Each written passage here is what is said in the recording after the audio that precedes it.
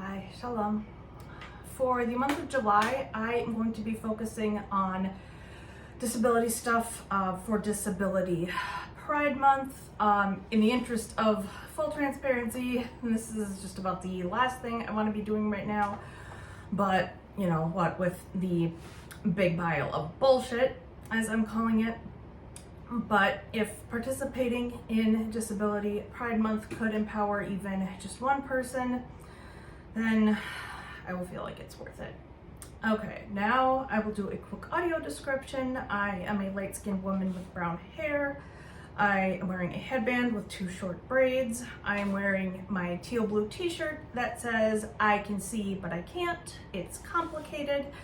And I'm also wearing my Star of David necklace and my Israeli hostage necklace. Hold on, I'm adjusting the teleprompter here. A little sidebar, I am wearing the hostage necklace because October 7th was horrific, not because I support everything the Israeli government does. If you want to comment, it has to get past me, so think before you type. Okay, back to our regular programming. So for anyone who's new to my channel, I was diagnosed with partial vision impairment in the spring of 2023. And it's taken me about this long to get into the right headspace for doing a longer video about it. But now I feel like I can handle it-ish. And also, before my diagnosis, I really underestimated how complex the eyes really are, and I know I'm not the only one with those misconceptions. So when people think about blindness, they often picture what they see when they close their eyes, and that could not be any further from the truth. Over 90% of people with a vision diagnosis can see something. I had a lot of misconceptions about eyes and vision before I was diagnosed as being VI or vision impaired. I didn't know how complex human vision actually is, so this has been just as much of a learning curve for me as it is for anyone else. All right, question number 1. What is your diagnosis? So I have severe astigmatism, ocular misalignment, and mydriasis, and I'll explain what those are in a minute. My vision loss is a fibromyalgia complication, and let me be clear, this is a rarer complication. So if you have fibro, by all means, stay on top of your regular eye exams and of course report any problems, but please don't assume that this type of vision loss is a guarantee for people with fibro, because it's not. Astigmatism means that your eyes are not round. There is some degree of curve to them. My vision loss specialist that my astigmatism is so bad that my eyes are shaped like American footballs. And he said that I am both nearsighted and farsighted. Don't ask me how that works because I have no idea. So ocular misalignment means my eyes don't sit straight in my head. So even when I'm looking straight ahead, my eyes might look a bit off kilter. And my eyes also move around on their own quite a bit. My vision field doesn't look like it's bouncing, but my eyes do get tired very easily. And the misalignment caused my other problem called mydriasis, which means abnormally large pupils. I don't know how my eyes look to other people, but most of the time I don't see any brown in my eyes anymore. My eyes just look black to me, whether I'm looking in a mirror or editing my videos. I also have extremely severe photophobia, which means light sensitivity. Doesn't mean I'm afraid of having my picture taken. So my treatment regimen consists of vision correction, eye drops, and migraine injections. The glasses treat the astigmatism. The difference between what I see with and without my glasses is huge. What I see with them on fluctuates depending on lighting, stress level, fatigue level, etc. In general, my big picture vision tends to be better than my close-up vision. And now I have 2 glasses prescriptions, one for anything up close and another for the rest of the time. The steroid drops help manage my photophobia or light sensitivity. If you've seen a cat's eyes, you've seen how the pupils get really big in lower light and then they turn into little slits in bright sunlight. So without my eye drops, my pupils don't get smaller in bright sunlight. So imagine staring into bright sunlight without sunglasses, and that is what untreated mydriasis feels like. Tinted lenses and my Ajovy migraine shots save my ass and enable me to function. Question number 2. Can you still drive? The short answer to that is yes. There are a lot of misconceptions about driving and vision loss. A big one being either you can drive without limits or you can't drive at all. Like a lot of people, I have the restriction of vision correction.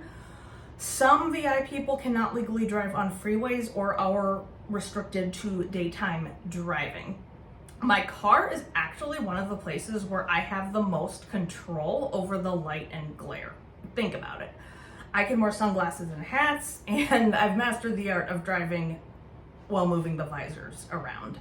My biggest issue with driving is smaller signs, especially the little residential street signs. So I always have the GPS on, even in familiar areas. I can see the map up close on my phone, and it can also read the signs out loud.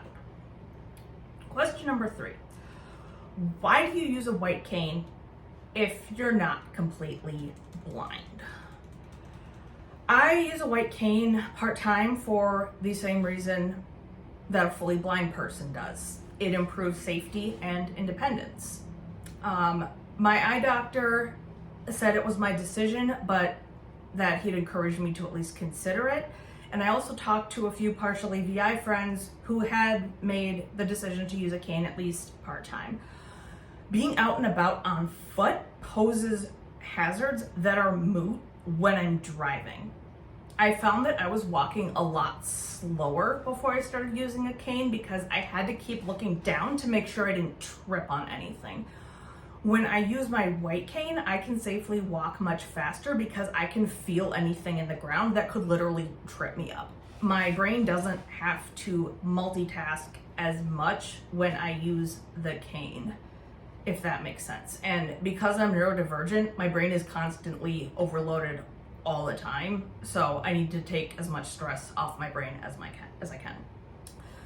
The other reason I use the cane is that I don't see facial details anywhere near as well as I used to, especially if there's a ton of glare. So it can be harder to recognize people I don't see all the time. And I actually avoided social situations like the plague for a long time because of this exact thing. And it smashed my mental health.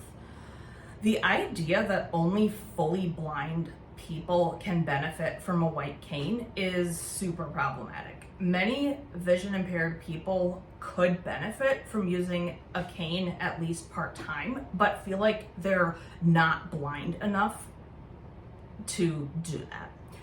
White canes are for anyone with a vision loss who wants to improve safety and independence. And I will be making another video about white canes. Just adjusting the teleprompter. Here we go. Question number 4. Will your medical cannabis cure your vision issues? That was actually one of the first questions I asked my vision specialist. No, unfortunately, it won't do anything for my eyes. It can sometimes slow down the progression of glaucoma, which I don't have, but it doesn't do anything for my diagnoses. Question number 5. Has your color perception changed? Yes, I think to an extent. I can look at an object and tell you what color it is. Sometimes colors look a bit more similar to me now, like orange red and pinky red. Like, I could tell kind of orange red apart from pinky red, but other colors will look almost identical to me.